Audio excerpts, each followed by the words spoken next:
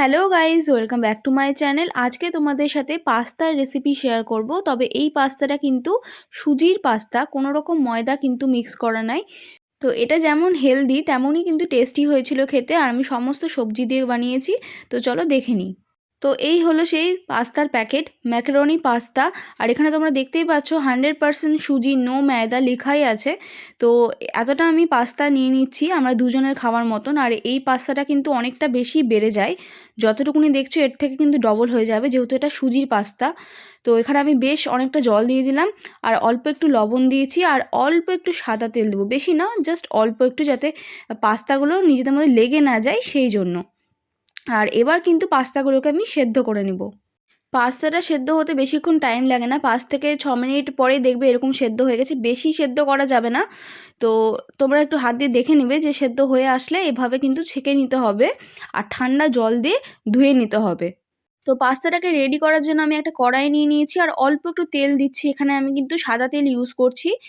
আর তোমাদের ঘরে যা যা সবজি থাকবে তোমরা সবই কিন্তু এখানে দিতে পারো। আমার কাছে ছিল গাজর, ক্যাপসিকাম, সবগুলোকে আমি একদম কুচি কুচি করে কেটে নিয়েছি।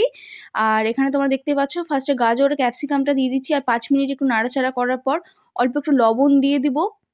তোমরা নিজেদের স্বাদ মতন লবণটা দিবে, আর ভালো করে কিন্তু নাড়াচাড়া করতে হবে। এখানে এই সবজিগুলো থেকে কিন্তু অল্প অল্প করে জল ছেড়ে দিবে। আর তারপরে এখানে আমি পেঁয়াজ কেটে নিয়েছি, তো বেশ অনেকটা পরিমাণেই পেঁয়াজ নিয়েছি। আর এরপরে দিব অল্প একটু রসুন কুচি। তো এতটা পরিমাণ আমি রসুন কুচি করে নিয়েছি, দেখতেই পাচ্ছ।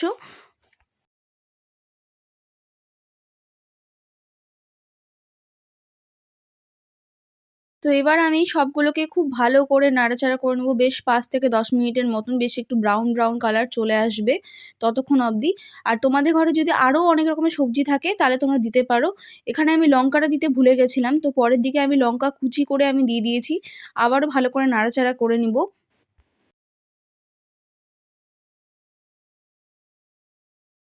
এবার এখানে আমি দুটো ডিম ফাটিয়ে নিচ্ছি একটা প্লেটের মধ্যে। এটা পুরোপুরি অপশনাল, তোমরা যদি ডিম দিয়ে না খেতে চাও তাহলে কিন্তু তোমরা হচ্ছে ডিম ছাড়াও কিন্তু এটাকে বানাতে পারো, বেশ ভালোই লাগে খেতে। তো আমি একটা প্লেটের মধ্যে ডিমগুলোকে আগে ফাটিয়ে নিচ্ছি, কারণ আমি যদি কড়াইয়ে ফাটাতে যাই তো অনেক সময় ডিমের কুচিগুলো পড়ে যেতে পারে। তো তোমরা দেখতেই পাচ্ছ প্লেটে মানে ফাটালেও কিন্তু অল্প অল্প কুচি পড়েই যায়। তো আমি প্লেটের মধ্যে আগে ফাটিয়ে নিই। এখানে আমরা দুটো ডিম দিয়েছি, তোমরা চাইলে একটা ডিমও দিতে পারো, চাইলে নাও ডিম দিতে পারো। তো আমাদের ডিমটা খেতে বেশ ভালো লাগে, সেই কারণে আমি ডিমটা দিয়েছি। তো দেখতে পাচ্ছ সবজিগুলোকে আমি চারিদিকে ছড়িয়ে দিয়েছি, আর মাঝখানে একটু জায়গা করে নিয়েছি, সেখানেই কিন্তু ডিমটা আমি দিয়েছি। আর এখানে বেশ ডিমের ঝুড়িটা করে নিব।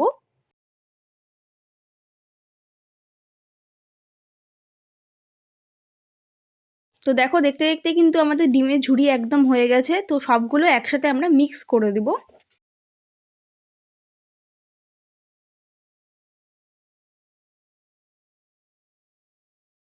এরপরে অল্প একটু পরিমাণে আমি ম্যাগি সস দিচ্ছি।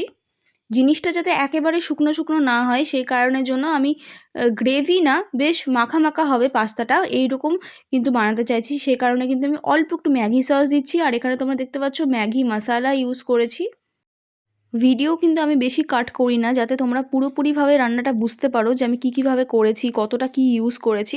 তো তোমরা ফার্স্ট থেকে লাস্ট অবধি ধৈর্য সহকারে দেখো। একবার দেখার পরে তোমরা নিজেরাই বাড়িতে বানিয়ে খেতে পারবে।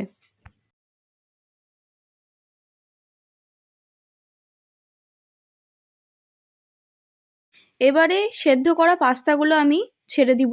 এবার তোমরা দেখতেই পাবে পাস্তাগুলো কত সুন্দর ঝরঝরে হয়েছে, যেহেতু আমি তেলটা দিয়েছিলাম। তো একটা পাস্তার সাথে আরেকটা পাস্তা কিন্তু লেগে যায়নি, বেশ ঝরঝরে হয়েছে আর বেশ সুন্দর সেদ্ধও হয়ে গেছে।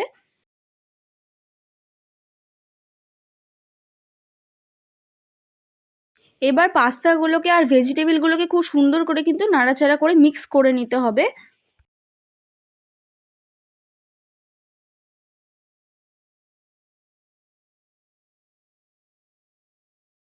তো এটার মধ্যে আমি একদম অল্প পরিমাণে জল দিয়ে দিব। তোমরা ভিডিওতে দেখতেই পাচ্ছ আমি কোনো রকম কাট করিনি, যতটা জল ইউজ করেছি দেখিয়ে দিয়েছি, কারণ আমি কোনো রকম গ্রেভি করতে চাইছি না, মাখা মাখা থাকবে এরকম। তো একটা প্লেটের মধ্যে আমি 1 চামচ কর্নফ্লাওয়ার নিয়ে নিয়েছি। তো এর মধ্যে অল্প একটু জল দিয়ে দিচ্ছি, আর এখানে কিন্তু খুব ভালো করে মিক্স করে নিব যাতে কোনো রকম গোটা না থাকে। ভালো করে মিক্স করা হয়ে গেলে এটা আমরা কড়াইয়ের মধ্যে দিয়ে দিব। তারপরে ৫ থেকে ১০ মিনিট কিন্তু খুব ভালো করে নাড়াচাড়া করে নিতে হবে। তাহলে কিন্তু আমাদের পাস্তাটা রেডি। আর তোমরা পাস্তাটা দেখেই বুঝতে পারছো যে এটা কিন্তু পুরোপুরি আমি গ্রেভি করিনি। আর একদম কিন্তু শুকনো ঝরঝরেও নয়। বেশ মাখা, মাখা একটা টাইপসের হয়েছে। বেশ সুন্দর হয়েছিল খেতে। তোমরা বাড়িতে অবশ্যই বানিয়ে খাও। আর সুজির পাস্তা খেলে তোমাদের শরীরে কোনো ক্ষতি হবে না। এখানে কোনো রকম ময়দা ইউজ করা হয়নি। তো ভিডিওটা ভালো লাগলে একটা লাইক করে দিও, কমেন্ট করে জানিও তোমাদের কেমন লেগেছে। আর নতুন থাকলে অবশ্যই আমার চ্যানেলটাকে সাবস্ক্রাইব করে দিও, বেল আইকনটা অল নোটিফিকেশনে করে দিও। যখনই আমি ভিডিও আপলোড করব তোমাদের কাছে সবার আগে নোটিফিকেশন পৌঁছে যাবে। তো দেখা হচ্ছে নেক্সট ভিডিওতে।